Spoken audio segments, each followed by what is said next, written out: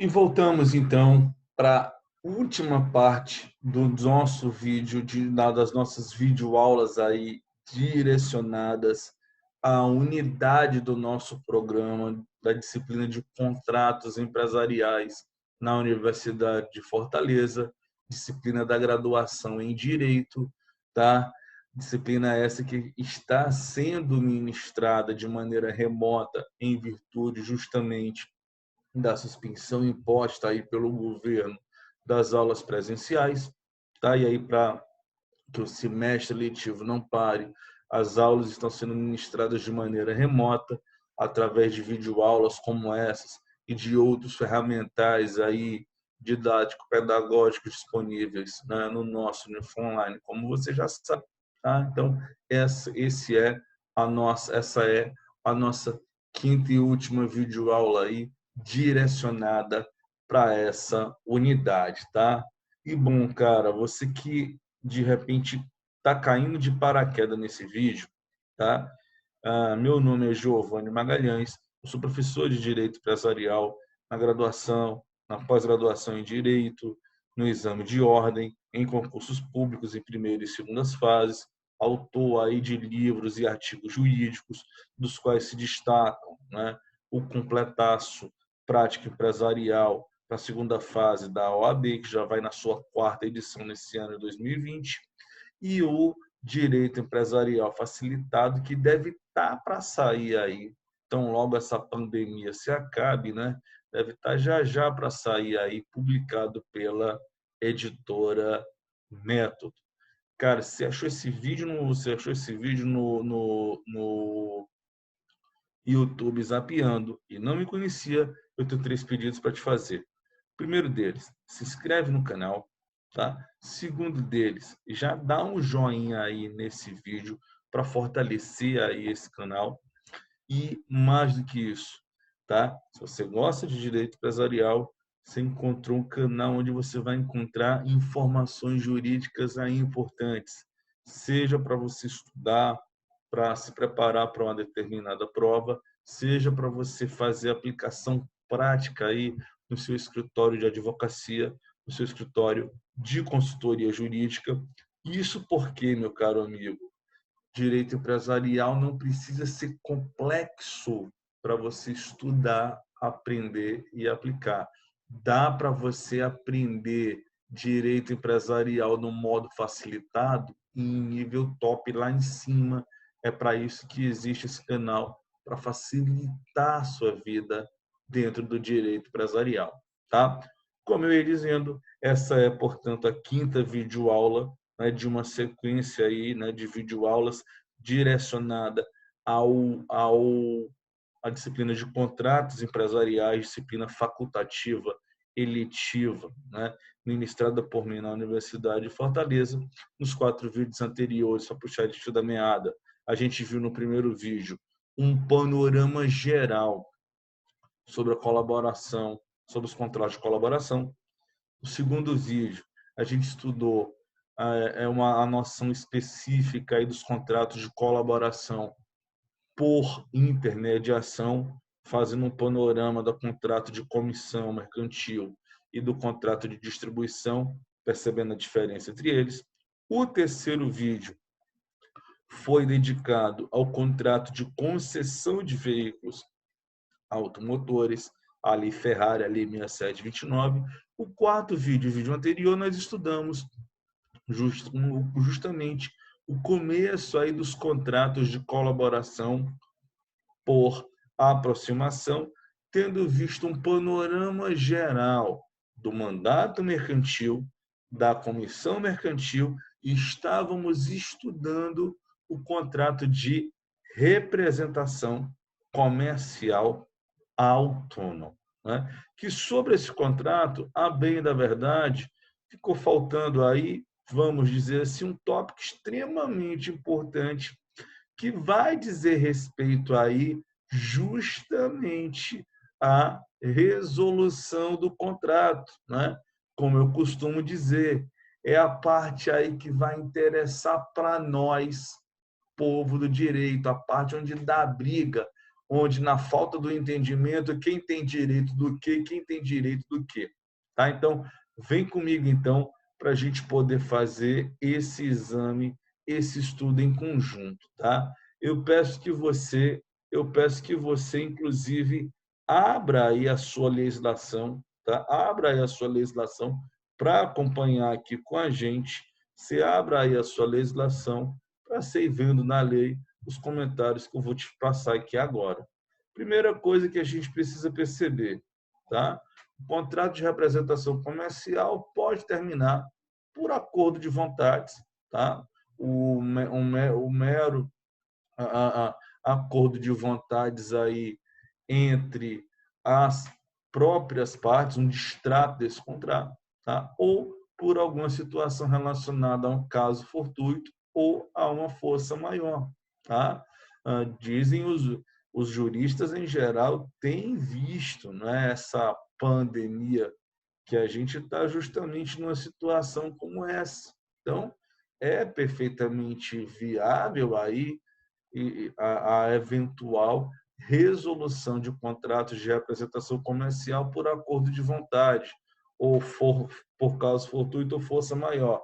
Seja lá como for, nesse primeiro caso, veja bem, a diferença aqui, a situação aqui de resolução vai implicar o quê? Que não existirá indenização de parte a parte aqui, já que essa resolução não está sendo imputada a ninguém, ela não está se dando por culpa de ninguém. Ou houve aí o mero distrato do contrato, ou foi uma situação relacionada a um caso fortuito, uma força maior. Uma outra situação é o quê? É a rescisão por culpa do representante. Vale dizer, se o representante der causa, se o representante trouxer algum tipo aí de prejuízo para o representado, o que motive a eventual rescisão. O que acontece? Nesse caso, nós teremos aí indenização a ser paga, evidentemente, do representante ao representado, porém, essa indenização não nos interessa no momento. Essa indenização ela vai ser, vamos dizer assim, regulamentada pelo Código Civil, sendo evidentemente possível o contrato limitar aí essa responsabilidade, tá? O montante aí da indenização que o representante seria obrigado a pagar ao representado. De outro lado, se for representado que der culpa, nós vamos ter aí uma indenização mínima assegurada, uma indenização mínima assegurada ao representante nos termos justamente da Lei 4886 de 65. Aí a gente vai ter que ver, né? Essa resolução ela está se dando dentro do prazo determinado. Lembre, né? Como a gente falava, lembre como a gente falava agora há pouco, contrato de representação comercial ele pode ter prazo determinado ou indeterminado. A regra geral é o contrato ter prazo indeterminado, porém é possível que o primeiro contrato ele tenha justamente o chamado prazo indeterminado. Então, veja bem, imagina a seguinte situação. Imagina que você está diante de um contrato de representação comercial aí que foi fechado, vamos dizer assim, em 30 meses. Né? O contrato foi fechado em 30 meses. E nesses 30 meses, vamos supor, né, que desses 30 meses aí, o contrato ele venha a ser resolvido por culpa do representante, vamos colocar assim, no 8º mês. Tá? Então, o que a gente vai ter que fazer? Vai pegar essas remunerações, essas comissões pagas aí nesse intervalo de 8 meses. Qual é a média mensal de comissão? E esse valor será multiplicado pela média do prazo contratual, evidentemente por aquilo que faltar para terminar o contrato. No contrato de 30 meses, que já correu 8, eu tenho 22 aí para poder terminar esse contrato, ou seja, né, 22 por 2 eu tenho 11. Então, eu vou fazer a conta dos 8 meses, a média desses 8 meses, e esse valor eu vou multiplicar por 11 nesse exemplo que eu trouxe para você.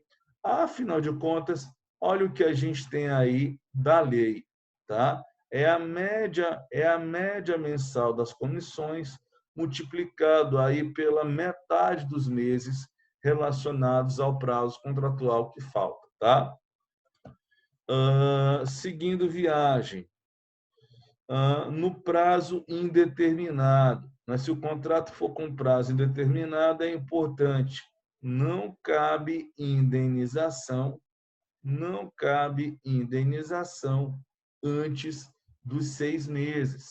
Tá? É preciso que tenha 6 meses no mínimo, né? 6 meses no mínimo, para que a gente possa pensar em indenização aí à luz da lei 4886 de 65.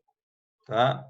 Portanto, repara que no prazo determinado, havendo a denúncia, sem culpa, né, o representante ele vai ter direito a um aviso prévio de 30 dias, que pode ser pago, né, ou indenizado, e, além disso, né, a indenização, que vai ser calculada em 1/3 das comissões dos últimos 3 meses.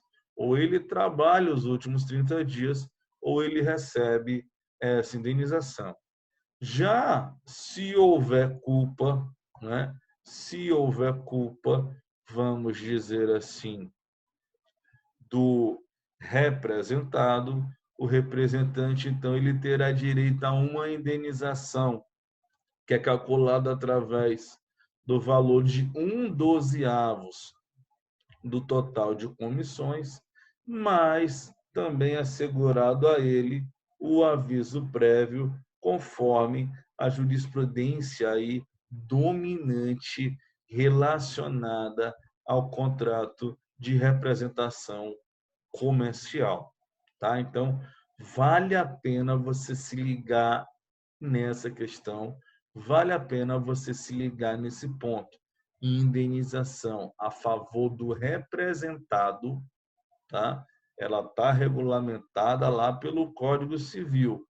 Quando a indenização é a favor do representante, aí ela está na Lei 4886, você tem que ver se é no prazo determinado, né? Se é no prazo determinado, você faz a média das comissões e multiplica pela média do que falta terminar o contrato. Se é no prazo indeterminado, aí você tem que ver há culpa ou não há culpa para esse contrato finalizar. O representado está dando culpa ou não, está dando razão ou não. Se estiver dando, a favor do representante, ou o aviso prévio trabalhado, ou a indenização calculada em 1/3 das comissões dos últimos 3 meses. Já com culpa, 1/12 de todo o, né, do total de todas as comissões, além do aviso prévio concedido aí pela jurisprudência, tá? Bom, já indo então para o fechamento, vamos dizer assim, do contrato dos contratos de colaboração, olhando especificamente os contratos de colaboração por aproximação, tá? A gente entra agora no estudo aí relacionado aos contratos de agência e distribuição regidos pelos artigos 710 e seguintes do Código Civil vale a pena a gente fazer, então, esse estudo aqui focado. Vem comigo, então, tá? Eu estou trazendo para você aí um conceito para começar, né? Um conceito para começar doutrinário aí sobre essa última modalidade. Veja que a gente tem aí, na presente operação, um dos contratantes assume em caráter não eventual, ou seja, é uma atividade exercida de maneira diuturna, de maneira habitual e sem dependência. Eu não tenho aí vínculo, vamos colocar assim, de subordinação. Não estou diante, portanto, de uma relação de emprego a promover a realização de certos negócios de interesse de outro em determinada zona. Note, portanto, do conceito, né? Note, portanto, do conceito doutrinário a aproximação, a quase imagem e semelhança que a gente vai ter do contrato apresentado aí como sendo, do conceito melhor, apresentado aí como sendo o conceito de representação comercial autônoma. Aliás, é aquilo que eu falei para você.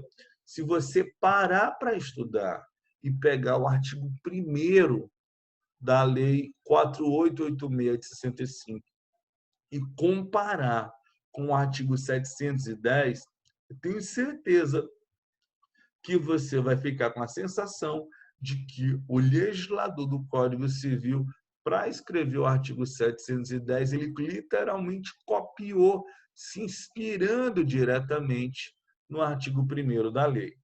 Porém, é importante frisar, é importante estabelecer. Nós estamos diante, não é, de dois contratos distintos aqui, o da lei especial e o do Código Civil. Não confunda isso. É aquilo que nós frisávamos aí e batíamos no vídeo anterior. A gente não pode confundir o contrato de representação comercial e o contrato de agência. Primeiro, porque não existe um órgão de classe para o agente, assim como há um órgão de classe para o representante comercial. E, além disso, é importante você considerar o seguinte: o representante comercial ele transaciona apenas um único objeto, mercadoria. O agente não, ele tem uma prestação de serviços ampliada em razão do objeto. Ele pode transacionar a mercadoria, mas ele pode também, evidentemente, gerenciar a carreira de determinado artista, de determinado cantor, de determinada banda, de determinado jogador de futebol e por aí vai, tá?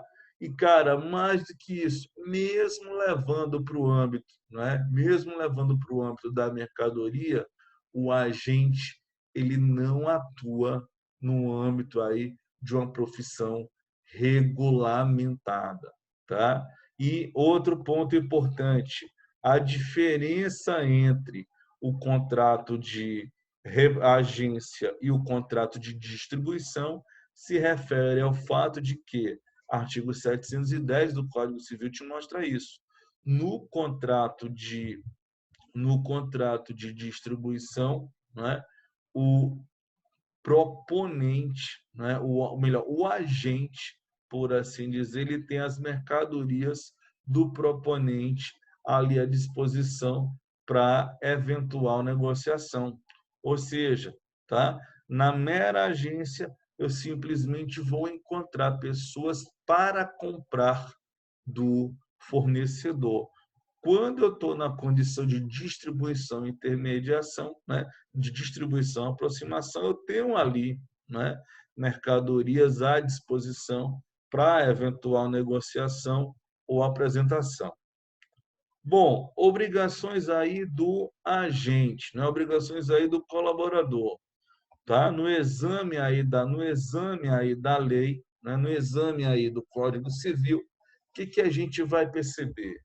Primeiro, o agente ele assume a obrigação principal de promover os negócios do proponente, né? De ir atrás aí de reimplementar, né?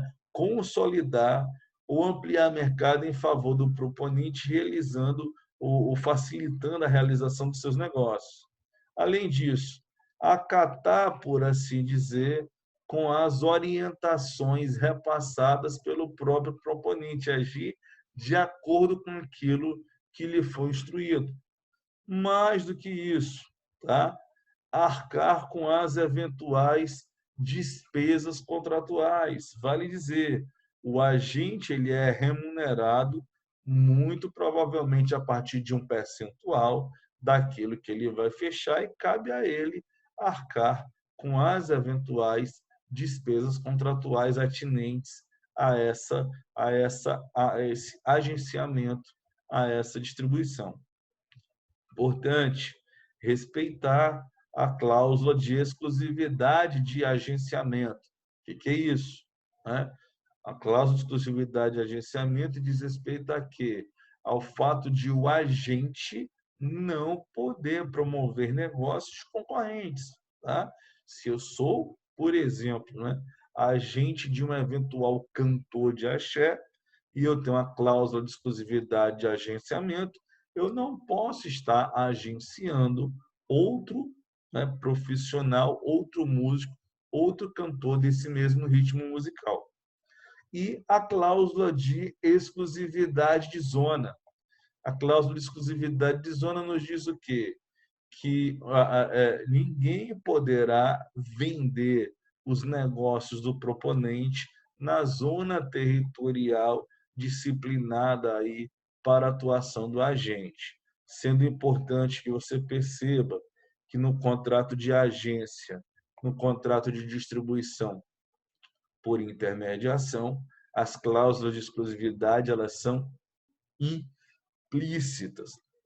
Vale dizer, ou você diz que não há exclusividade de agenciamento, ou você diz que não há exclusividade de zona, ou então essas tais exclusividades, elas precisarão virem a ser respeitadas.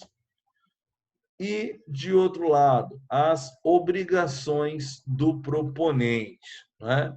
Vimos agora as obrigações do agente e agora as obrigações do proponente, do fornecedor.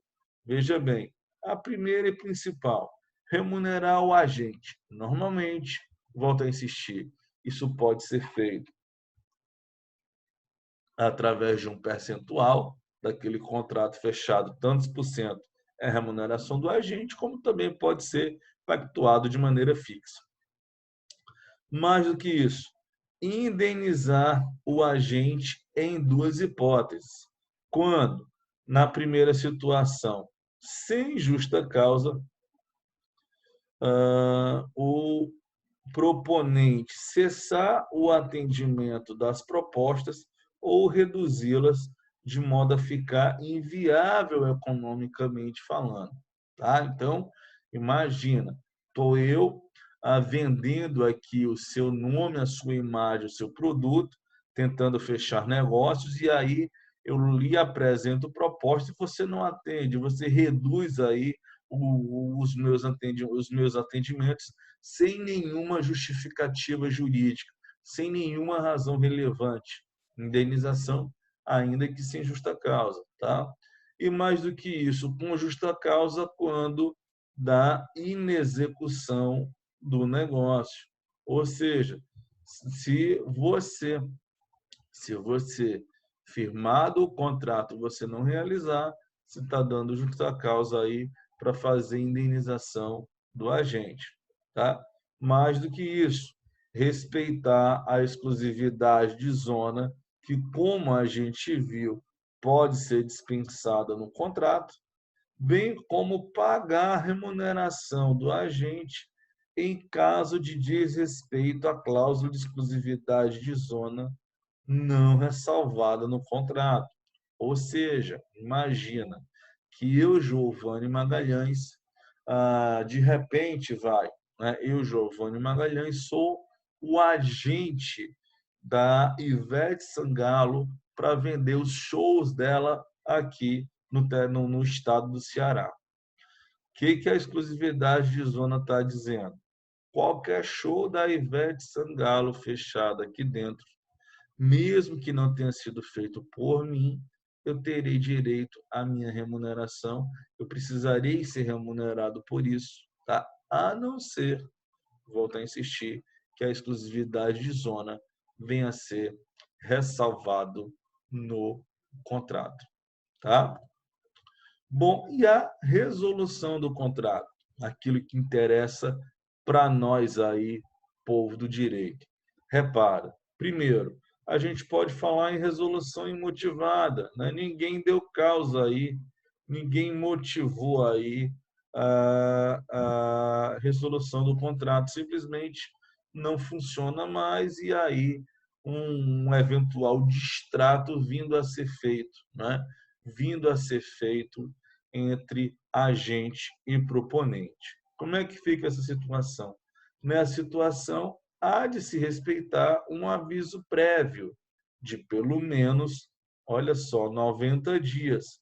E, além disso, há de se amortizar todo o investimento inicial feito pelo agente, de modo que, se há o respeito a esse aviso prévio e todo o investimento feito foi efetivamente pago, foi efetivamente remunerado com as percentuais aí de remuneração que o agente recebeu, não vai caber indenização, tá? Agora, tendo motivação, a gente tem que ver a culpa do agente, tá?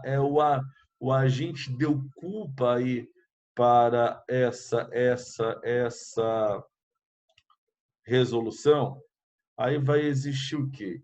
O dever de indenizar o proponente, tá? O dever de indenizar o proponente e, além disso, a remuneração, veja bem, pelos serviços úteis prestados, né? Pelos serviços úteis prestados. O agente fez uma bobagem, né? O agente fez uma bobagem, por isso o contrato vai ser rescindido. Ele, agente, vai indenizar o proponente, mas, apesar disso, ele tem direito aí à remuneração pelos serviços eventualmente prestados. Se não houver culpa, se não houver culpa do agente, esse agente ele terá direito a uma remuneração pelos serviços prestados, incluindo os pendentes, além da indenização devida ao representante comercial. Ou seja, aquela mesma indenização de 1/12, de 1/3 dos últimos 3 meses do aviso prévio, ou, né, da média de remuneração multiplicado pela metade do prazo final de contrato, tá? Vai funcionar aqui como indenização para o agente, além dele ter aí o direito de receber a remuneração pelos serviços prestados, incluindo os pendentes, e, evidentemente, nas situações aí relacionadas ao fortuito e à força maior, caberá a remuneração do agente pelos negócios efetivamente realizados e ainda não pagos. Beleza com isso, meus amigos? Então, a gente mata essa videoaula aqui nesse momento, fechando aí o nosso bloco de aulas direcionado à unidade de à unidade dos contratos de colaboração, de modo que, assistindo aí às aulas na forma como elas estão sendo postadas no Info Online, assistiu às aulas, vai lá no fórum, responde lá, traz lá as respostas que o fórum eventualmente exige para você, para a gente cumprir, então, essa unidade e a gente partir para outras unidades aí importantes do nosso programa, beleza? E, cara, você que está assistindo essa aula no YouTube, se gostou, bicho, não deu joinha ainda? Mete o joinha agora. Inscreve aí no canal. Qualquer dúvida, joga do lado de cá, joga aqui embaixo, joga do lado de cá, não sei onde é que está aparecendo para você aí a parte de comentários, mas já traz para a gente aí os comentários, para a gente então poder aí dialogar e eu poder te mostrar e te provar que dá para você estudar direito empresarial de modo facilitado e em nível top. Beleza? Te aguardo então na próxima videoaula, te aguardo então na próxima temática. Valeu!